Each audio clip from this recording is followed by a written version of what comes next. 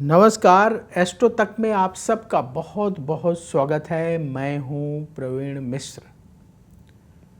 पाप मोचनी एकादशी के दिन आप क्या विशेष उपाय करें ताकि आपके जीवन में जो कष्ट हैं वो दूर हों। ये पाप मोचनी एकादशी कब है, इस दिन आप क्या क्या विशेष उपाय कर सकते हैं और कौन कौन सी ऐसी परेशानियां हैं जिनको आप दूर करने के लिए पाप मोचनी एकादशी के दिन भगवान विष्णु की विशेष उपासना कर सकते हैं, आज के कार्यक्रम में हम जानेंगे। तो सबसे पहले अपने दर्शकों को बता दें कि हिंदू पंचांग के अनुसार चैत्र मास के कृष्ण पक्ष की एकादशी को पाप मोचनी एकादशी कहा जाता है। पंचांग के अनुसार इस बार पाप मोचनी एकादशी 15 मार्च 2026 को है। तो चैत्र मास की कृष्ण पक्ष की जो एकादशी तिथि है वो 14 मार्च को सुबह 8:10 से शुरू हो जाएगी और ये 15 मार्च को सुबह 9:16 तक रहेगी। अतः उदया तिथि के अनुसार पाप मोचनी एकादशी 15 मार्च को ही मनाई जाएगी। इसी दिन भक्त व्रत रखेंगे पाप मोचनी एकादशी का, और जो पारायण है व्रत का वो अगले दिन होगा 16 मार्च 2026 को। पाप मोचनी एकादशी के दिन भगवान विष्णु और माँ लक्ष्मी दोनों की पूजा करना आवश्यक है, तभी हमारे जीवन की जो कष्ट हैं, परेशानियां हैं वो दूर होंगी। तो सबसे पहले आपको बताते हैं कि यदि धन की कमी रहती हो तो आप पाप मोचनी एकादशी के दिन क्या विशेष उपाय कर सकते हैं। देखिए, अगर हमारे जीवन में धन कम है तो उसके पीछे हमारे कर्म, हम क्या कर्म कर रहे हैं, और हमारा प्रारब्ध, दोनों का इन्वॉल्वमेंट होता है। तो प्रारब्ध को तो हम बदल नहीं सकते, लेकिन अपने कर्मों को बदल सकते हैं, कर्मों को और अच्छा कर सकते हैं। तो कर्मों को अच्छा करने में आपको पूजा पाठ, सकारात्मक सोच का लाभ मिल सकता है। पूजा पाठ करने से क्या लाभ होता है? पूजा पाठ करने से पॉजिटिविटी मिलती है, सकारात्मक सोच मिलती है, आत्मविश्वास बढ़ता है और मन आपका जिस काम को आप करना चाहते हैं उसमें लग जाता है। इसलिए पूजा पाठ का सहारा लेना चाहिए। जो लोग बहुत मजबूत मन के लोग हैं वो लोग कहते हैं जी ये इसकी ज़रूरत नहीं है। ठीक है, कुछ लोगों को नहीं होगी, लेकिन आम जनमानस को, हम सबको धर्म के मार्ग पर चल करके धनार्जन करना चाहिए।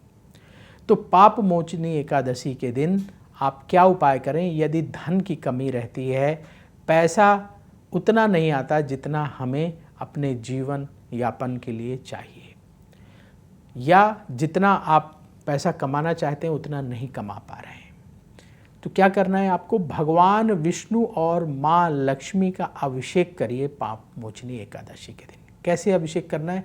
छोटी सी मूर्ति ले आइए भगवान विष्णु और माँ लक्ष्मी की, छोटी छोटी मूर्तियाँ लेके आना है। आप पीतल की ला सकते हैं, चांदी की ला सकते हैं, जैसा आपका बजट हो उस हिसाब से ले आइए। पीतल की सस्ती मिल जाएगी। और एक दक्षिणावर्ती शंख ले लें। पाप मोचनी एकादशी के दिन भगवान विष्णु और माँ लक्ष्मी का अभिषेक करना है। तो एक थाली ले लें, उस थाली में थोड़ा गहरी थाली हो, उसमें जो छोटी मूर्ति लेकर आए आप भगवान विष्णु माँ लक्ष्मी की, उसमें स्थापित करें। और फिर शंख में सबसे पहले गंगा जल अगर ज़्यादा नहीं है तो जल लें, उसमें थोड़ा गंगा जल मिला लें, वो आपका गंगा जल हो जाएगा। तो गंगा जल से अभिषेक कराएं भगवान विष्णु और माँ लक्ष्मी को। इसके बाद फिर गंगा जल से जब अभिषेक हो जाए तो फिर जल भरकर अभिषेक कराएं। दूध भर करके, गाय का कच्चा दूध भरें। पहले जल से अभिषेक कराना है, गंगा जल मिले हुए जल से, फिर कच्चे दूध से अभिषेक कराना है। भगवान विष्णु और माँ लक्ष्मी को उसी शंख के माध्यम से, जो दक्षिणावर्ती शंख है उसमें पहले जल भरेंगे, फिर ऐसे अभिषेक कराएंगे धीरे धीरे, फिर उसमें दूध भरेंगे, गाय का कच्चा दूध, और फिर उससे अभिषेक कराएंगे। इसके बाद फिर जल से अभिषेक कराएंगे। इसके बाद फिर स्वच्छ नए कपड़े से दोनों मूर्तियों को आप अच्छे तरीके से पोंछेंगे और पीला कपड़ा बिछा करके आसन बनाएंगे, थोड़ा ऊंचा, कोई लकड़ी का पीढ़ा या कोई लकड़ी की मोटी जो है पट्टी रख दें, उसके ऊपर पीला कपड़ा बिछाएं और फिर भगवान विष्णु और माँ लक्ष्मी की छोटी जो मूर्ति है उसे स्थापित करें। पीले रंग का तिलक भगवान विष्णु को लगाएं, लाल रंग का तिलक माँ लक्ष्मी को लगाएं और पीले रंग का पुष्प भगवान विष्णु को चढ़ाएं, लाल रंग का पुष्प गुलाब माँ लक्ष्मी को चढ़ाएं, अक्षत अर्पित करें और सुंदर सुंदर पुष्पों की माला भगवान विष्णु और माँ लक्ष्मी को चढ़ाएं। इत्र अर्पित करें। इत्र कैसे अर्पित करेंगे? सुगंधित इत्र, चंदन का इत्र, कोई अच्छा इत्र लेकर आएँ, उसमें थोड़ा सा रुई में उस इत्र को निकाल लें और वो रुई भगवान विष्णु और माँ लक्ष्मी के चरणों में रखते हैं। और इसके बाद प्रार्थना करें कि आपको धन की कमी ना रहे, जो धन की वजह से परेशानी है, धन ना होने की वजह से परेशानी है, वो परेशानियां दूर हों और खूब धन आए। और इसके बाद पहले भगवान विष्णु की आरती करें, फिर माँ लक्ष्मी की आरती करें। ये कब करना है आपको? पाप मोचनी एकादशी के दिन। और जो लोग ये उपाय करेंगे उन्हें व्रत अवश्य रखना है। देखिए, जब हम कोई उपाय करते हैं, पूजा करते हैं, तो हमारा मन और शरीर दोनों शुद्ध और पवित्र होना चाहिए। इसमें जो व्रत है वो आपकी मदद कर सकता है। तो व्रत रखें। जिन लोगों को व्रत रखने में दिक्कत है वो फलाहार ले लें या स्वल्पाहार, कुछ भी जो व्रत की चीज़ें मिलती हैं वो आप ले लीजिए और फिर भगवान विष्णु का और माँ लक्ष्मी का अभिषेक कर लीजिए। तो फलाहार में रह लें जो लोग व्रत करने में दिक्कत है, और जो लोग कर सकते हैं वो पूरे दिन व्रत रखें और अगले दिन व्रत का पारायण करें। तो व्रत रख करके अभिषेक करेंगे आप भगवान विष्णु और माँ लक्ष्मी का, तो उनकी कृपा से अवश्य धन की प्राप्ति होगी। तो पाप मोचनी एकादशी के दिन ये अभिषेक करना है और इसके बाद जितनी एकादशी आगे आएंगी उनमें आपको इसे कंटिन्यू रखना है। धन आपका बढ़ता चला जाएगा, आपको अपनी पूजा भी बढ़ाते चले जाना है, यानी हर बार अभिषेक करना है। और क्या विशेष उपाय कर सकते हैं माँ लक्ष्मी और भगवान विष्णु की विशेष कृपा पाने के लिए? जो लोग व्यापार करते हैं, मान लीजिए आपको व्यापार में अच्छी सफलता नहीं मिल पा रही है, आपका बिजनेस अच्छा नहीं चल रहा है, तो आप पाप मोचनी एकादशी के दिन क्या विशेष उपाय करें ताकि आपका बिजनेस अच्छा चलने लगे। क्या करना है आपको? पाप मोचनी एकादशी के दिन कम से कम 3 मंदिरों में तुलसी के पौधे दान करें। तुलसी के पौधे कैसे दान करना है ये समझ लीजिए। तुलसी का पौधा गमले में लगा हुआ होना चाहिए और अच्छा गमला हो, जिससे कि वो गमला कुछ दिन तक चले।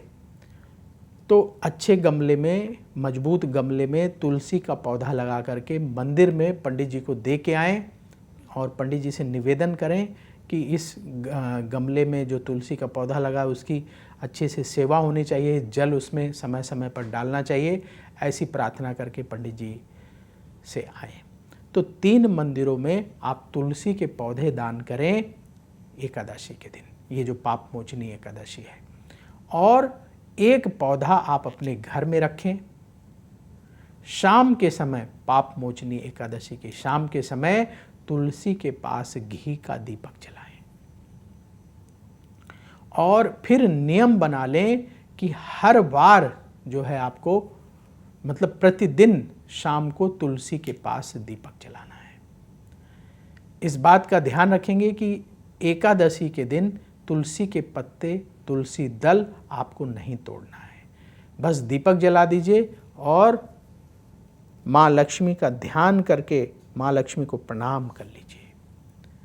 इसके साथ ही आप अपने घर में एकादशी का व्रत अवश्य रखना है। जो लोग ये उपाय करेंगे, जिनके बिजनेस में परेशानी, एकादशी का व्रत अवश्य रखेंगे।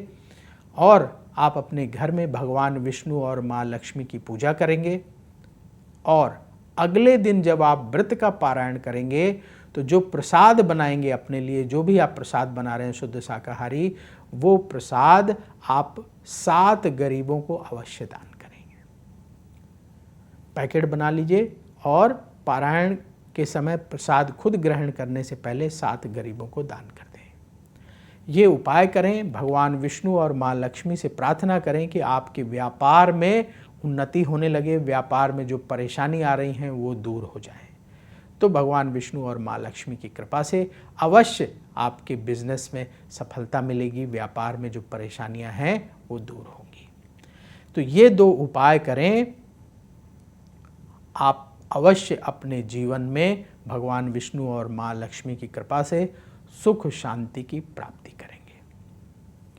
देखिए, आप चाहते हैं कि आपका जो जीवन है वो अच्छे से बीते, तो एकादशी का व्रत सभी को करना चाहिए। स्वास्थ्य के लिए भी अच्छा है। बहुत सारे डॉक्टर ने, वैज्ञानिकों ने ये प्रमाणित कर दिया है कि आपको महीने में कम से कम 2 दिन तो व्रत रखना ही चाहिए। तो हमें 2 एकादशियाँ मिल जाती हैं हर महीने में 30 दिन में, तो हमें 2 एकादशी का व्रत अवश्य करना चाहिए। ये हमारे हेल्थ के लिए अच्छा है, हमारे पेट के लिए अच्छा है। पेट को भी तो आराम चाहिए ना, पेट की मशीन को थोड़ा रेस्ट चाहिए। तो ये 2 दिन व्रत सभी को रखना चाहिए जिनका स्वास्थ्य ठीक हो।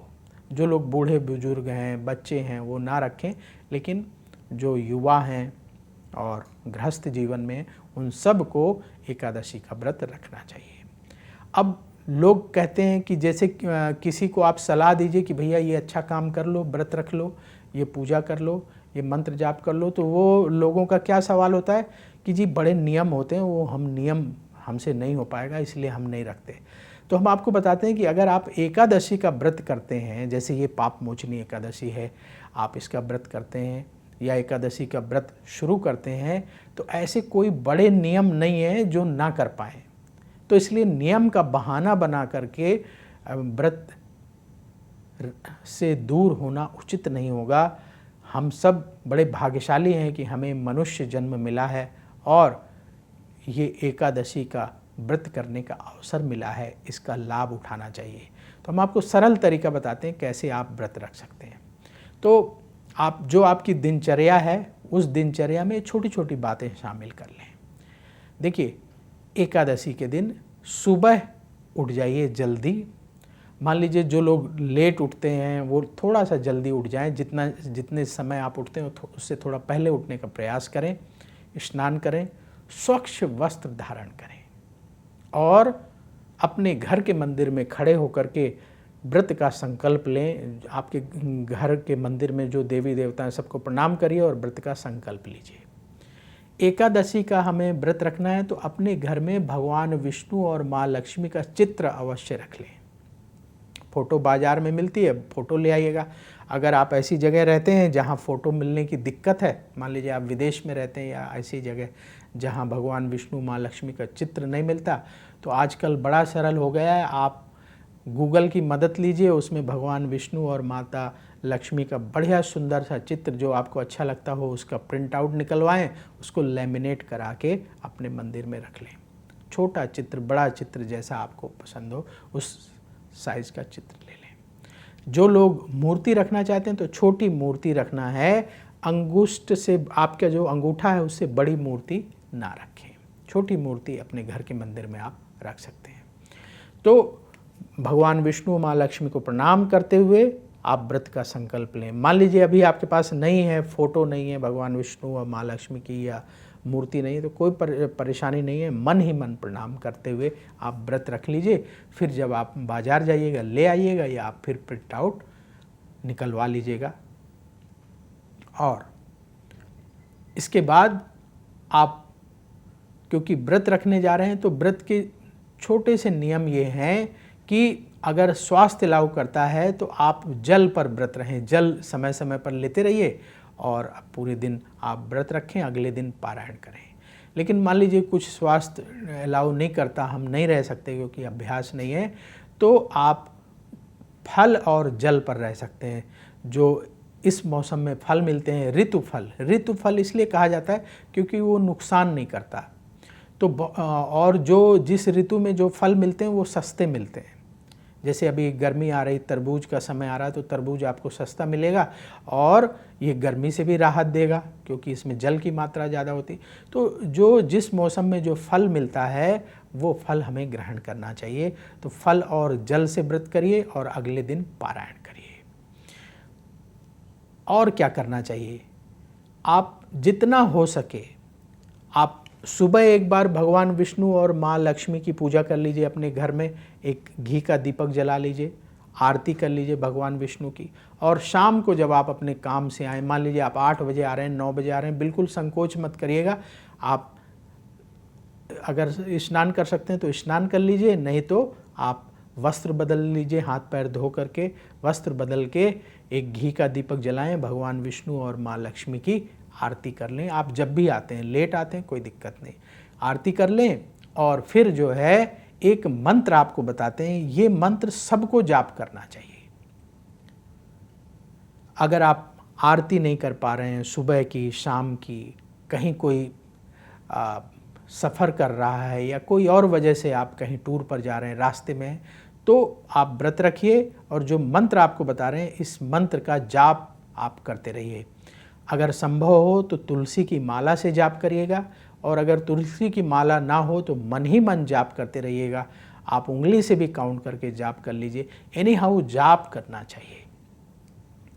तो मंत्र बहुत सारे लोगों को याद है, अगर आपको याद नहीं है तो आप लिख लीजिए, ओम नमो भगवते वासुदेवाय।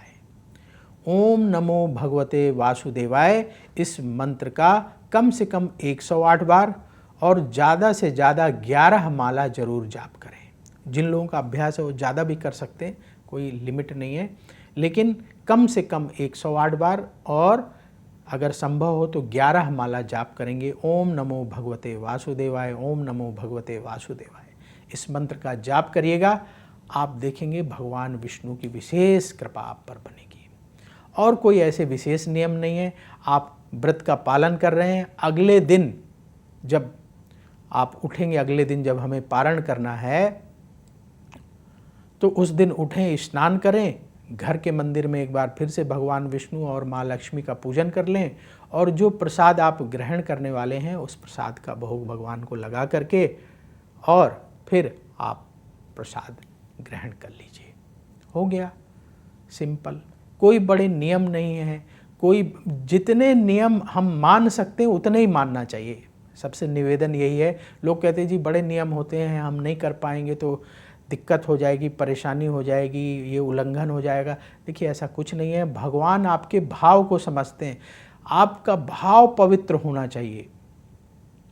तो पवित्र भाव से जितना संभव हो उतना आप नियम का पालन करते हुए व्रत करें, लेकिन एकादशी का व्रत जरूर करें ताकि आपका ये जन्म अच्छे से बीते, आपका आगे आने वाला समय अच्छा हो जाए और आप अच्छे तरीके से सुख समृद्धि से अपना जीवन जी सकें, आपके परिवार में खुशहाली बनी रहे। तो कमेंट बॉक्स में ज़रूर लिखिएगा अगर आपके मन में कोई सवाल है पाप मोचिनी एकादशी को लेकर के या एकादशी व्रत को लेकर के, या और भी कोई सवाल है तो कमेंट बॉक्स में ज़रूर लिखिएगा। पाप मोचनी एकादशी, जैसे कि नाम से स्पष्ट है, पापों से मुक्ति दिलाने वाली ये एकादशी है। हमारे जीवन में जाने अनजाने बहुत सारे ऐसे पाप होते हैं जो हमें समझ में नहीं आते, तो हर तरह के पापों से मुक्ति दिलाने वाली ये एकादशी है। प्रारब्ध में पिछले जन्म में अगर कोई हमसे पाप हो गए, उन पापों को भी ये एकादशी जो है उससे हमें मुक्ति दिलाती है। वो पाप भी हमारे कट जाते हैं यदि हम पाप मोचनी एकादशी का व्रत करते हैं। इसलिए बहुत महत्वपूर्ण एकादशी है, इस दिन आपको अवश्य व्रत करना चाहिए। तो अब वक्त हो चला है आपसे विदा लेने का। आप एस्ट्रो तक देखते रहिए और आपके मन में जो सवाल हैं कमेंट बॉक्स में ज़रूर लिखिएगा। हम कोशिश करेंगे आपके सवालों के जवाब आगे आने वाले वीडियोस में दें। तो मुझे दीजिए अनुमति, बोलिए जय श्री राधे। अगर आप मुझसे जुड़ करके अपनी समस्याओं का समाधान चाहते हैं और चाहते हैं कि आपकी समस्याओं को ज्योतिष के माध्यम से सुलझाया जाए, तो आप हमसे संपर्क कर सकते हैं, जुड़ सकते हैं एस्ट्रो तक पर।